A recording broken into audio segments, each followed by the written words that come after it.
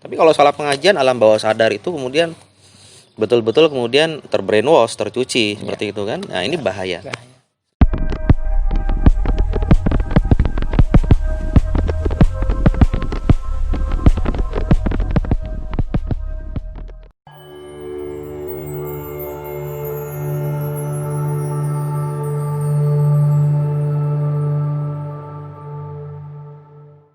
Assalamualaikum warahmatullahi wabarakatuh. Waalaikumsalam warahmatullahi wabarakatuh. Hamdan wa syukranillah, salatan wa salaman ala rasulillah. Rabbi israh li sadri wa yassir li amri wahlul 'uqdatam min lisani yafqahu qawli. Allahumma iftah lana bi fadlil arifin, amma ba'd. Pemirsa yang berbahagia, alhamdulillah pada kesempatan yang berbahagia ini di hari Arafah. Apa kabar Mas Alif? Alhamdulillahirabbil alamin. Keluarga sehat ya? Sehat alhamdulillahirabbil alamin. Sama-sama. Semoga ini terus kita istiqomah. Amin. Di dalam saluran dakwah digital Ya, di NU Salam Channel. Salam channel dan juga channel saya Alif Lukmanul Hakim ya. Betul ya. Pada kesempatan podcast yang ketiga ini Ya. tentunya kita akan melanjutkan dengan tema yang menarik, yaitu jangan salah pilih ustadz Ya. dalam ngaji online. Ya, Oke, karena seperti itu. sekarang kan marak sekali ya ngaji online ya. Ya, betul. Bahkan sebelum pandemi ya. Bahwasanya dikatakan akan datang kepada manusia tahun-tahun penuh penipuan. Ya, betul. Oke. Pendusta dianggap benar, sementara orang yang jujur dianggap berdusta. Iya. Seperti itu. Pengkhianat diberi amanat, sedangkan orang yang amanah dianggap Mengkhianat. pengkhianat. Pada saat itu Ruwaibidah angkat bicara. Ada yang bertanya, apa itu Ruwaibidah? Beliau menjawab bahwasanya orang bodoh dalam masalah agama yang turut campur dalam urusan masyarakat. Ya, ini hadis riwayat Ahmad dan Ibnu Majah 4036, Abu Ya'la al-Musili dalam musnadnya halaman 3715. Di sini juga dikatakan oleh Muhammad Ibnu Sirin bahwasanya ilmu adalah bagian dari agama. Ya. Ya. Karena itu perhatikan dari mana kalian mengambil agama kalian tersebut. Dibukukan dalam Syiar A'lam An-Nubala juz 4 halaman 606. Seperti itu. Nah, menurut pandangan Mas Alif seperti apa ini? Jangan salah pilih ustadz itu. Ya, karena tema ini ya, jangan sampai salah pilih ustadz dalam ngaji online, atau yang sering dikemas di media juga kan kajian online, atau yang ada kajian menggunakan term atau istilah kajian. Ya, berbahaya sekali seperti yang sudah pernah kita bicarakan di podcast yang pertama ya, bahwa sanad ilmu itu penting. Ya. Nah, itu yang paling harus kita pahami. Walaupun ada juga hadis yang lain yang mengatakan ungdur makola wala tangdur mangkola, tapi tetap dalam konteks ngaji itu kita perlu memperhatikan kehati-hatian, dan juga prinsip yang paling utama adalah kita jangan sampai salah pilih guru atau ustadz atau orang yang memberikan ilmu kepada kita. Kayak yang tadi sudah disampaikan oleh Mas Imam tadi, bahwa ternyata pengetahuan atau ilmu itu kan yang akan menuntun kita. Betul. Yang akan membawa kita kepada kebaikan atau keburukan. Kalau ternyata sumber ilmunya itu kurang baik, atau kemudian tidak capable, tidak punya kapasitas, kompetensinya diragukan, itu berbahaya sekali buat kita, apalagi ilmu agama. Ya. Karena sekarang sedang muncul hal yang tadi dikatakan oleh Mas Takin itu, Mas Imam, bahwa ini zaman yang serba penuh penipuan, zaman yang serba penuh muncul banyak ustadz dadakan. Prediksi Gus Dur dulu kan memprediksikan begitu. Nanti akan muncul satu masa di mana akan muncul ustadz dadakan yang kiai atau ustadz yang sebenarnya dianggap salah, dikafir-kafirkan, tapi mereka yang seperti itu malah dianggap benar. Betul. Ternyata terbukti apa yang dikatakan Rasulullah juga tadi yang dikutip oleh Mas Imam, bahwa pendusta dianggap benar, yang benar dianggap dusta, yang diberi amanat dianggap pengkhianat, yang pengkhianat malah diberi amanah. Nah, ini sudah terbolak-balik. Oleh karena itu kita harus cerdas dan selektif dalam memilih pengajian atau kajian online, guru online-nya, ngaji dengan ustadz online-nya harus kita perhatikan. Pertama, di masa setelah kita masuk pandemi ini atau bahkan sebelumnya, sekarang kan dunia serba digital ya, yang sering kita bahas bahwa ini global village, ini sangat digital village sekali, kampungnya sangat digital, orang bisa berhubungan dalam waktu yang sangat cepat, di tempo yang sama, saling berinteraksi sama berbagai negara dan sebagainya. Nah, ini yang perlu kita perhatikan, selektif dalam memilih guru ngaji atau ustadz online. Kenapa? Agar jangan sampai kita mengikuti ustadz atau guru yang ternyata malah menebar kebencian atau hate speech seperti itu, malah kemudian memecah belah, malah kemudian menyebarkan berita bohong. Nah, itu kita selektif, hati-hati, karena ada ungkapan begini, orang yang salah pengajian, orang yang salah pilih guru ngaji, itu lebih sulit untuk diluruskan daripada orang yang salah pergaulan.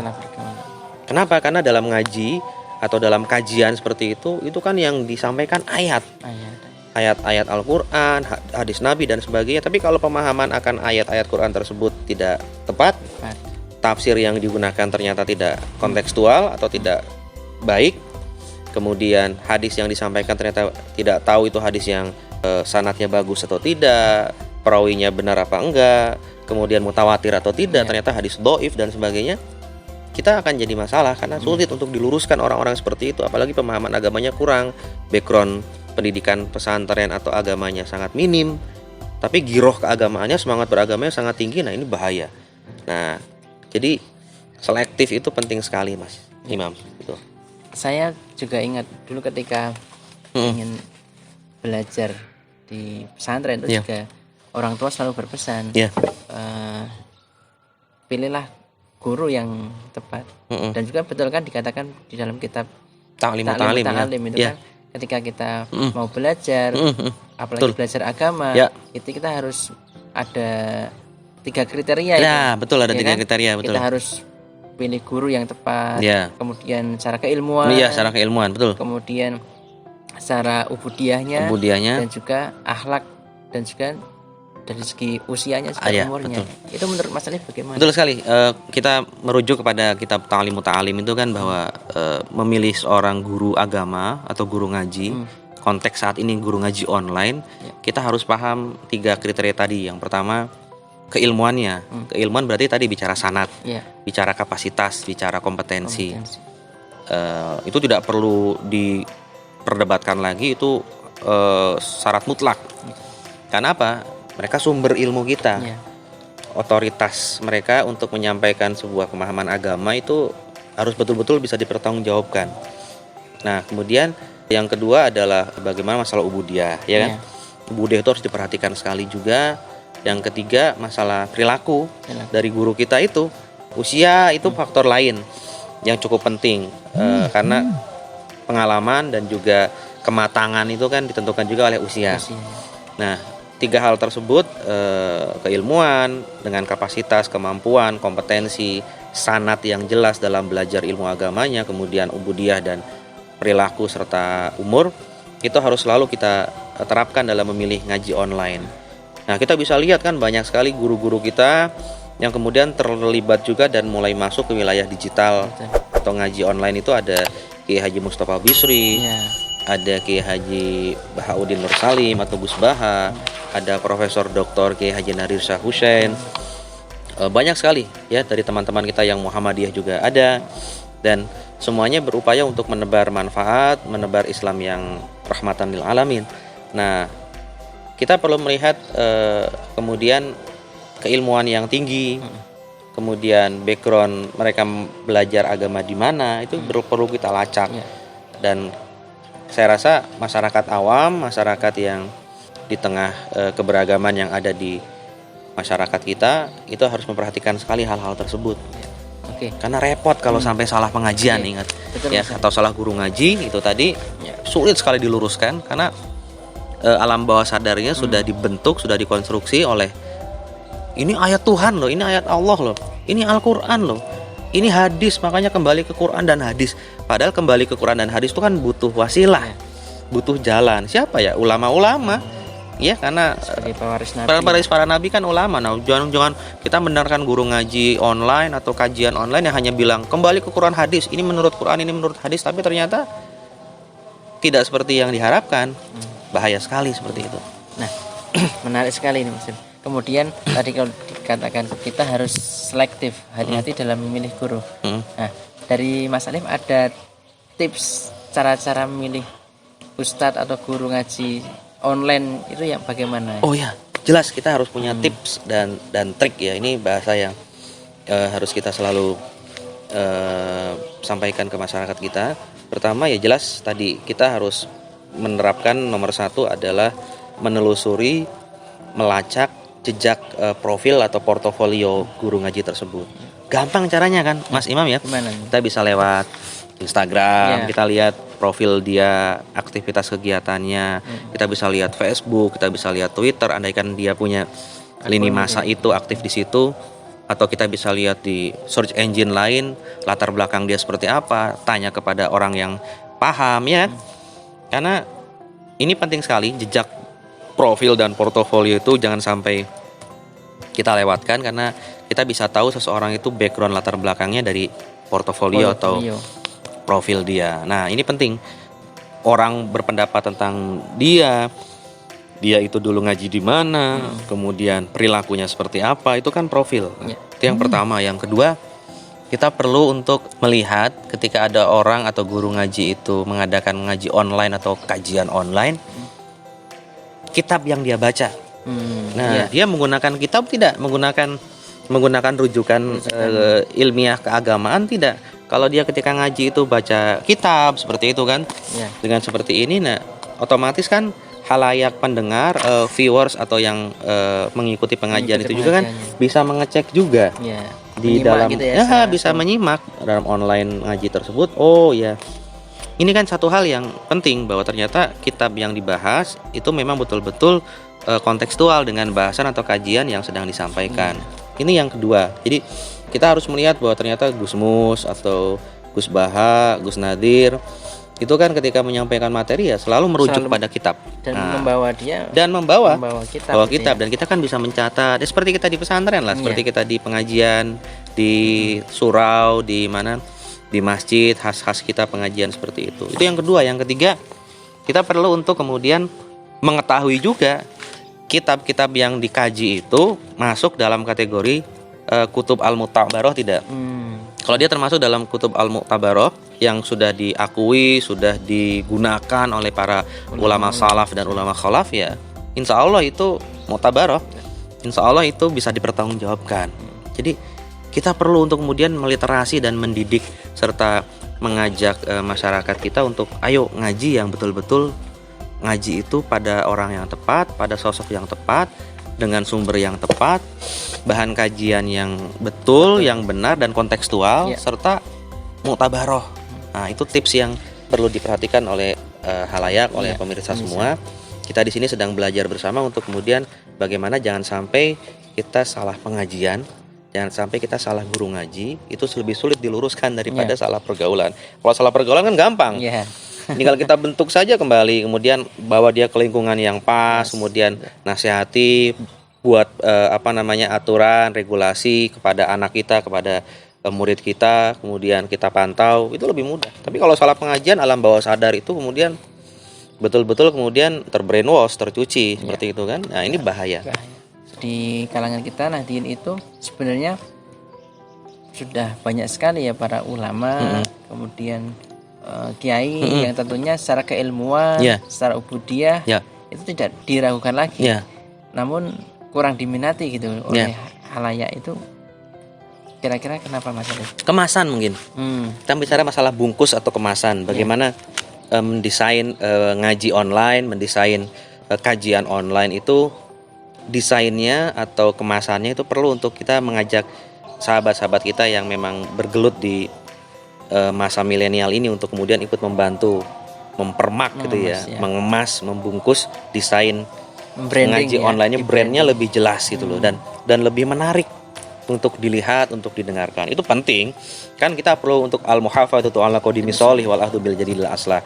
Hal-hal baru yang baik itu kan perlu kita ambil, kita adopsi ya. Kita perlu adaptif terhadap itu. Nah, itu bagian dari inovasi dan juga kita melakukan pembaruan-pembaruan yang positif.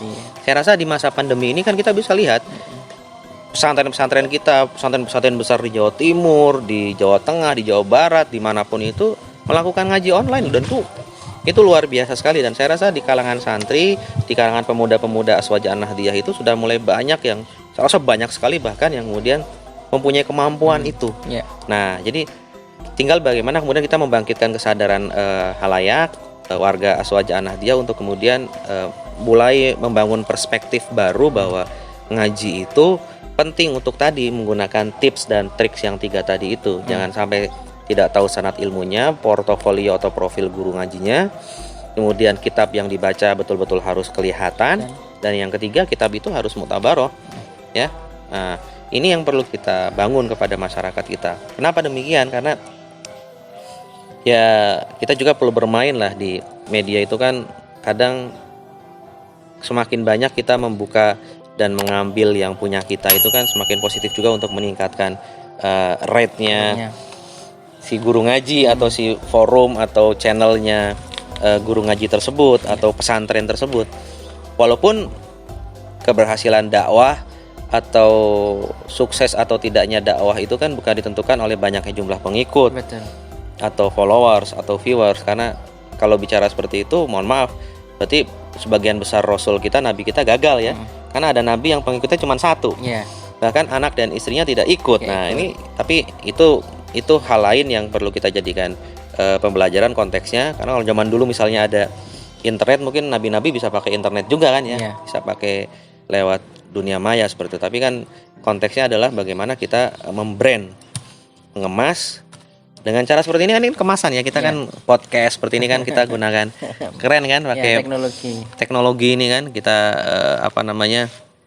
berpadu dengan alam seperti ini kan. Orang kan ada yang suka ngaji langsung, ada yang suka mungkin lihat komposisi pemandangannya, view-nya dan sebagainya. Ini kita berinovasi lah seperti itu. Dan ini Mas Arif, setelah saya lihat dengan adanya seperti ngaji online itu juga kita mengambil manfaatnya, itu memang benar. Dengan adanya wabah pandemi ini, kemarin kan santri-santri pada dipulangkan ya Mas Alif, ke rumahnya masing-masing. Betul. Tuh, enggak sebentar tuh Mas Alif. 3 bulan. 3 bulanan ya. Mungkin ada 4 bulan juga. Ya betul. Nah, kemudian kan otomatis ada jarak ini antara masyayikh, kiai, ulama dengan para santriwati ya. Nah, akhirnya kan terus tetap dihubungkan dengan ngaji online, live lewat Facebook, YouTube, dan Instagram, lewat Zoom. Kiai-kiai sekarang sudah nge-Zoom, ya betul sekali ya. Ini kan salah satu pemanfaatan media, ya kan. Bahkan yang harus setor hafalan karena dia berusaha untuk menjadi hafidh dan hafidhah itu kan ya langsung lewat Zoom. Bahkan mungkin lewat WA ya kan, khusus dengan kiainya itu. Ini saya rasa jadi satu fenomena baru yang itu perlu kita sikapi dan kita ambil sisi positifnya. Kita ambil sisi positifnya. Karena begini, yang paling penting juga adalah pilih jodoh pun kita kan harus hati-hati ya. Memilih jodoh, memilih pasangan hidup kita harus hati-hati. Karena salah memilih jodoh atau pasangan hidup, menyesalnya itu seumur hidup. Apalagi milih guru ngaji juga, atau dunia akhirat. Itu dunia akhirat. Sama juga dengan yang tadi kan. Kita hati-hati sekali. Kita milih milih HP, kita milih alat komunikasi. Itu kan kita akan mencari review di YouTube, HP ini bagus atau tidak, mikrofon ini bagus atau tidak dan sebagainya. Itu kan kita butuh review.